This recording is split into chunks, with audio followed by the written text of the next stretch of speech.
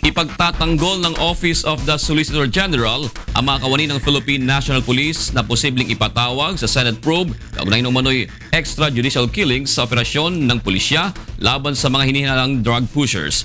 Narito ang hatol na balita ni Leia Ilagan.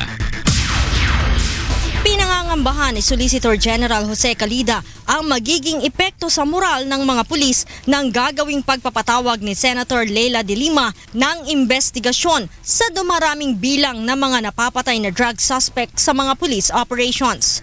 Sinabi ng Solicitor General, maaaring panghinaan na ng loob ang mga ito sa ginagawang pagtugi sa mga sangkot sa illegal drugs operations.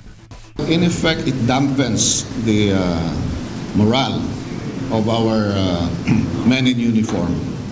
They're risking their lives, and here comes this senator who is based on speculations.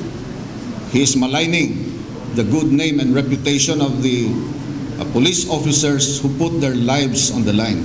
Bunsod nito, pinag-aaralan ng SOLGEN ang isasampang kaso laban sa senador. Remember, I'm a tribune. I have the power. Yes, we have the power.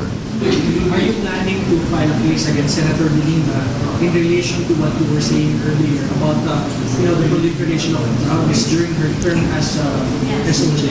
We are studying it carefully. Tiniyak din ni Calida na handa niyang ipagtanggol ang mga kawani ng Philippine National Police. I am here to encourage the PNP not to be afraid of any congressional or Senate investigations. We will defend them. So huwag kayong matakot, mga police and other operatives. Marami na po tayong batas. There is no need for investigation in aid of legislation kuno. Leia Ilagan, UNTV News, Worldwide.